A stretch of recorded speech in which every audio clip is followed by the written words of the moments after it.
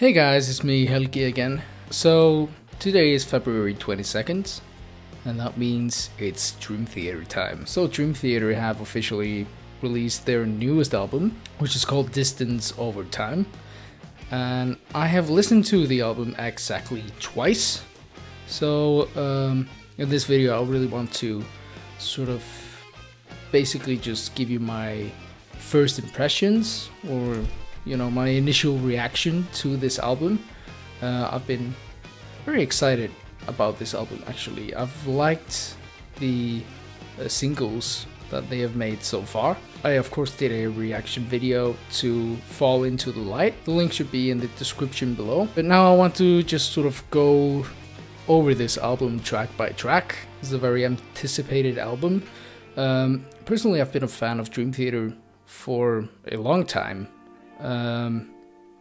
Well, I suppose not that long compared to a lot of people, but I started liking them sort of around the same time that Mike Portnoy was quitting, so I guess that wasn't as much a shock to me as most of the diehard fans out there when he left the band. But nonetheless, I've been not very impressed with their latest albums, at least the past two albums, the self-titled one and the Astonishing. I personally thought that the drums sounded terrible on those albums, which is, very surprising because Mike Mangini, as you know, is a monster drummer, and I really didn't think he was being done justice on those albums. And it doesn't really seem like, because he posted a comment on Facebook sometime where he kind of implied that he didn't really have much to say in what the drums sounded like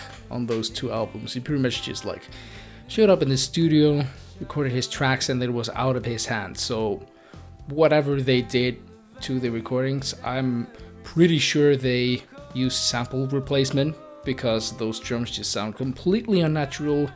There's no dynamic range, and I blame the engineer Richard Cheeky for this, because he was the engineer who mixed their past two albums. And thankfully they've gotten rid of him now. They went with another guy for this album, and personally I think the drums on this album sound much better. They actually sound like real drums this time. They sound huge and powerful, also really meaty, but there is some dynamic range to the drum sound, which I really enjoy.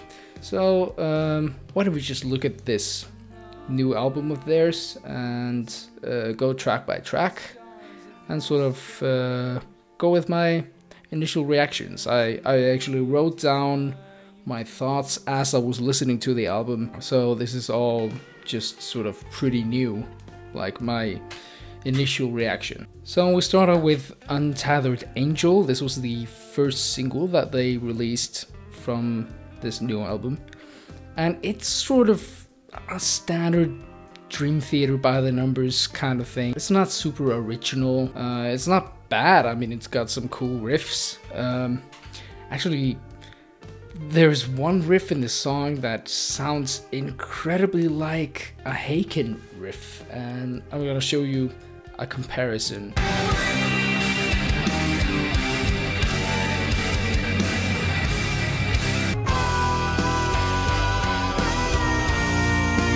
So yeah, sounds super similar. But I mean, I think the chorus melody is good. The chord progression in the chorus is very solid. It's a good riff. And the interplay between the guitar and the organ, they have sort of like a solo duel, which is really cool. But other than that, not much to say about this track. It's a pretty box standard Dream Theater track. So, not bad. Not bad at all. But nothing we haven't really heard before. So the second track on this album is probably what I would say the most generic track on the album. I mean, I suppose it's a nice meaty riff and all that, but it sounds a lot like something they've done before. It sounds a lot like Forsaken, a little bit like The Great Debate. Yeah, it's not super creative. Not a terrible song, but it definitely feels a bit derivative. It definitely feels like something we've heard before, but it's still a listenable song, and I mean, it's a headbanging riff, so I'm sure it would be great to see live, but it's nothing mind-blowing. Alright, track number 3 on this album is Fall Into the Light, which I already did a reaction video on, and you can check that out in the link in the description. And you know, that was just my initial reaction. I was just reacting to the song while I was making the video. And now that it's settled in, I can definitely say that I thoroughly enjoy this track. The drums are powerful, the musicianship is just off the charts, and that Metallica part near the end, just so good. This track, it sounds inspired. It's a fun track. They're having fun with it. It's just an all-around great track. I think it's really good, and that sort of garbage can ending at the end, you know, that's just so much fun. I mean, the fact that a band on this caliber still sometimes chooses to just have fun and just sort of rock out at the end, it's really cool. Alright, track number 4 is Barstool Warrior. Very interesting title there. Here we go to the first track of the album that I actually hadn't heard before hearing the album. Those 3 songs before, they were all released as singles, so I'd heard them before. But this one I hadn't heard before, and this song is just oozing with that sort of 90s awake images and words kind of feel. It definitely feels, you know, very back to the roots, and I can understand when a lot of people are saying that this album is just Dream Theater going back to the roots, finding their sound again. I can definitely agree with that. This song definitely sounds really like 90s Dream Theater. It sounds like the Dream Theater that we all, you know, fell in love with to begin with. And I didn't expect the chorus to be as slow and melodic as it was. And, you know, I was a bit disappointed at first. I thought they were gonna take it in a heavier direction, but now that it's settled in, like, it's grown on me, the chorus, and I think it's pretty good. It's nice and melodic. This song, it not only reminds me of 90s Dream Theater, but it also really reminds me of something from the Neil Morse Band or Transatlantic, that kind of retro 70s modern sound. Definitely sounds a little bit like something by Neil Morse, and you can almost think it's Portnoy behind the kit. It's that similar. And the slow guitar solo, it's absolutely gorgeous. It's a beautiful solo. I think I'm gonna listen to that more often and try to figure out what the hell he's doing, but it's just so melodic. It's got that really nice sort of blues twang to it. It's absolutely fantastic. You know, overall it's just a sort of beautiful, sort of ballady song that doesn't go overboard in the cheesy department, which is a plus, and it sounds inspired and it sounds kind of hopeful. Alright, then we go to track number 5, and here's where things get really interesting. You know, this is the first example of something that we can sort of expect from the rest of the album, which is this incredible grooviness. It's something that I really haven't heard from Dream Theater before, but this song is just groovy as all hell. Oh my god. And the bridge, I'm not sure if I should call it the bridge or the chorus, but it all of a sudden really goes into like a really Beatles kind of sound. It sounds a lot like the Beatles, which was really unexpected, because that riff and the groove is just so heavy and powerful, and then we get into these like Beatles parts, and that sort of came out of left field for me, but I think it's really cool. I kind of love it, actually. And you sort of get the sense that they were really having a lot of fun with this song, and there's this kind of musical enthusiasm that just sort of radiates through this track. Yeah, I just love it. I think they definitely were having a lot of fun. There's a lot of energy. All around, just a really fun track. The title, I think it might be derived from The Shining, but of course in The Shining it was room 237, not 137. But the lyrics seem to sort of reflect that. I'm not sure, I haven't really looked into the lyrics, to be honest. I just focus on the music when I'm hearing something for the first time, but the lyrics really kind of sound like they might be around The Shining, which is really cool. I really like that movie. Now we get to track number 6 on this album, which is S2N. I'm not really sure what that's supposed to stand for, but anyway, it's got a really great intro riff, very proggy, and then the chorus has a lot of very obvious sort of Rush influence, which I really like. This song is very proggy in the best possible way. I mean, it reminds me a bit of The Test That Stumped Them All from the 6 Degrees album. And I mean, they're really having fun with this song. There's, again, this kind of musical enthusiasm, this creative energy that I feel was put into this song. That Petrucci solo, whew, it's absolutely face-melting. Oh my god. I mean, he's a guitar legend, of course, but he just continues to prove himself on this album, and it really shines. And, okay, I have to talk about something here that needs to be addressed, because it's one of the most fun things I've ever discovered on an album. They fucking put a sample of Owen Wilson saying "wow" into the song. That's fucking hilarious. I mean, that's, if nothing else, this is definitely an indication that they were having a lot of fun with this song. Like, that's so funny. I mean, why did they do that? I don't know, but probably just because they thought it was fucking hilarious, so they just put it there. And that's really just another example of how much fun they're having making this album. Yeah, absolutely love it. And man, when they do that drop and they get to this, you know, heavy, groovy ass riff near the end, I mean, if you don't headbang to that, I mean, there's gotta be something wrong with you. That riff, whoo, oh my god, that's so cool. This is an absolute standout track from this album. It might be my favorite song of the album. I mean, I guess it's pretty early to tell, but man, I love this song. It's so much fun. I really like that this song doesn't take itself too seriously, and I haven't gotten this sense of energy from the band ever since Portnoy left. Then we get to track number 7, which is called At Wit's End. It's a cool title.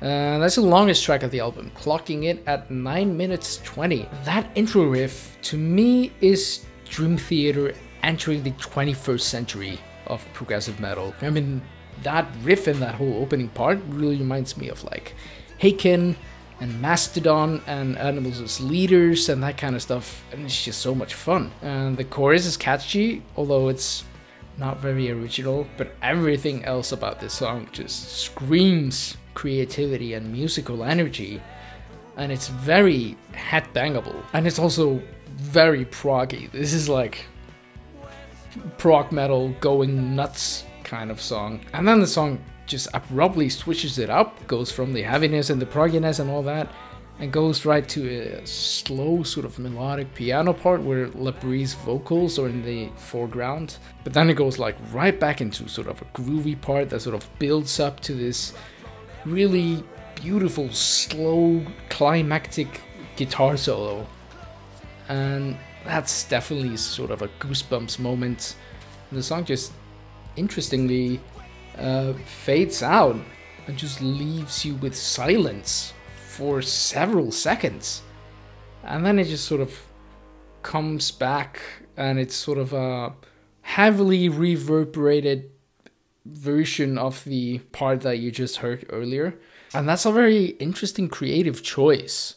I mean, I haven't really felt with their past 2 albums that they were doing these kinds of interesting studio choices. You know, the fact that they chose to end this song that way, I mean, I know it's a small thing, but definitely it's very creative.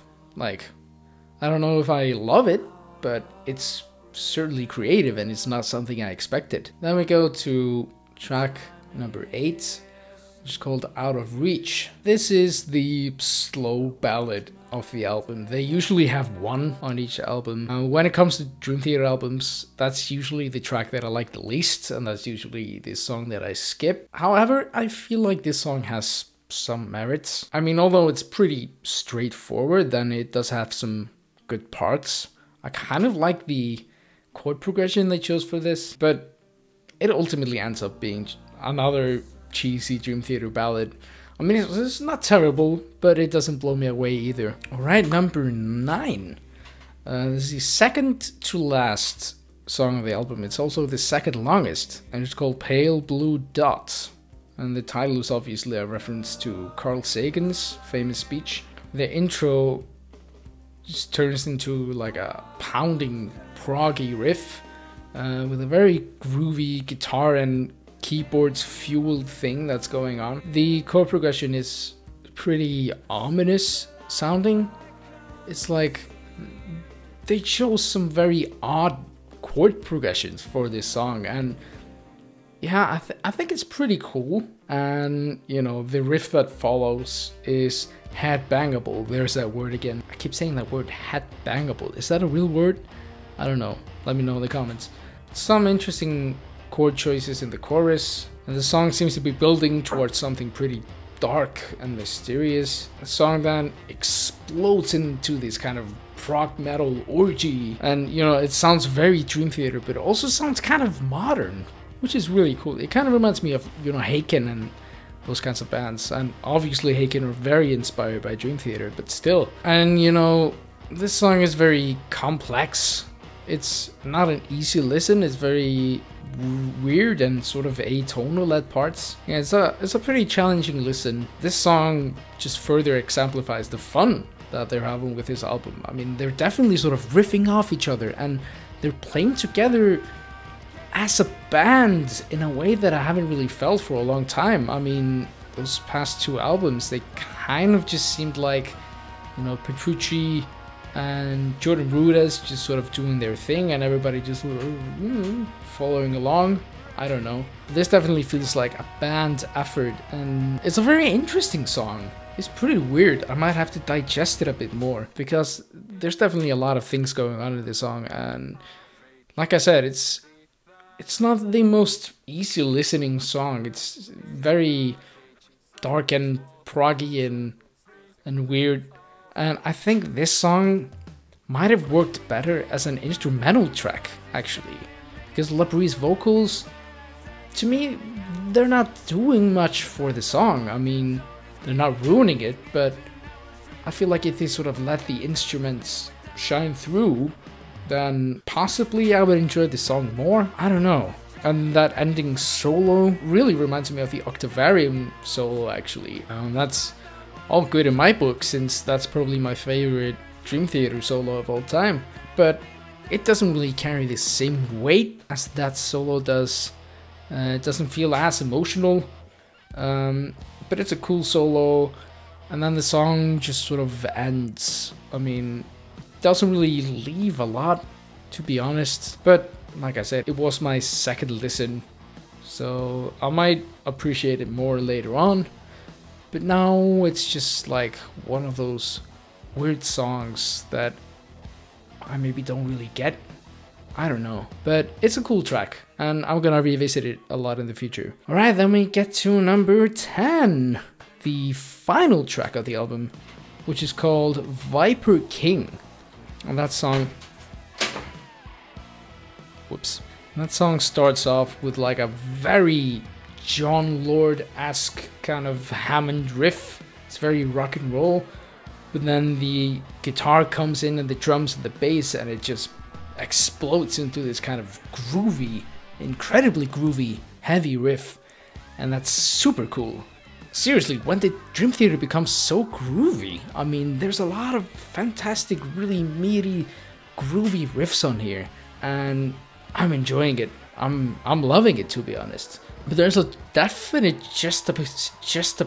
juxtaposition between the groovy hard riff, and that riff, you know, seems inspired by, you know, groove metal bands like Tripalium. And then there's this chorus that's very rock and roll, it's very Deep Purple. And there's this sort of juxtaposition between the heaviness and the sort of classic rock vibe. And I'm not entirely sure it works, to be honest. I'm not really sure I like it. But like these individual parts, they're good on their own, but when you sort of force them together, I don't know, it doesn't work as well as it was probably intended to. But however, I think this is a fun track. It's definitely a fun listen, and they're really going off of the instrumental department. However, I think this song would probably work a lot better if Labrie's voice was more powerful. I mean, if it was like a powerful, raspy sort of voice, you know. I'm not saying it should be like, you know, Pearl Jam or like those grunge bands, but if it had a little bit more power to it, I think this song would work a lot better. Like if Russell Allen from Symphony X or Jeff Scott Soto from Sons of Apollo did this song, I think the song would work much better as a whole. I don't think Labrie's vocals carry this song with enough weight. His vocals are sort of just lying on top of everything and sort of just floating along instead of pushing the song forward. If that makes any sense, I don't know. Alright, so that was the last song on the album. Overall, I'm very impressed with this album. I really enjoyed it, actually. You know, they're just having so much fun on this album. I think definitely it was the right choice for them to just sort of go out in the wilderness, just like in a cabin in the countryside all alone, just sort of bonding and playing music together. I definitely think that was the right approach for the next Dream Theater album, because honestly, the Astonishing, it was not astonishing. And I sort of felt like they needed this sort of creative boost. They just needed to sort of distance themselves from everything else and just focus on the music, and I think that's exactly what they have done here. Do I think it's Dream Theater's best album? Probably not. Do I think it's better than everything else since Portnoy left the band? It just might be. Honestly, I think A Dramatic Turn of Events is a very good album. It's an album that I've always enjoyed, and people talk shit about it, but to be honest, it's got some killer tracks, like Bridges in the Sky and Outcry and Breaking All Illusions. It's got a lot of fantastic stuff on there. But I think this album might be a bit better, actually. It's a lot of fun. Yeah, I think I would compare it to 6 Degrees of Inner Turbulence, but that's probably because that album was also, I felt, a bit experimental. They were trying out some new things, some new sounds, and I feel like that's what they're doing here on this album as well. It ultimately does not feel like a Dream Theater by the Numbers album. It feels like something new and fresh has entered the band, and I feel like we're really feeling Mike Mangini's contribution. So far, Mike Mangini has kind of operated as a, you know, session drummer, where he's pretty much just played as he's told till this point. But on this album, I feel like you're really hearing his contributions, and he's doing some really fantastic stuff with his drum parts. Yeah, it doesn't feel flat, it doesn't feel monotonous. Yeah, all around, I just really like this album, and I'm really happy to say that I like a new Dream Theater album. But I'm kind of worried about it sort of setting in, and maybe my opinions are gonna change. Maybe I won't like it as much later on. I mean, that's definitely what happened with The Astonishing. I listened to it and I was like, oh, this is pretty good. And then, like, you know, a few weeks later, I sort of just realized, oh no, this album is not very good. So I hope that doesn't happen to this album, because I'm really, really enjoying it so far. It's a heavy, fun, energetic, sometimes even humorous album. It doesn't take itself too seriously. It's got some really great hooks, really great melodies. Overall, yeah, I think it's just a killer album, to be honest. I'm happy to say so. So that's it, guys. What do you think of the new album? Have you listened to it yet? If not, what the hell have you been doing watching this video? Go listen to it right now. If you have listened to this album, do you disagree with me? Do you think this album is another Dream Theater masterpiece, or do you think it's bad? Just let me know in the comments below, and I'm sure we'll have a fun, lively YouTube debate without any obscenities being thrown around. So, see you guys later.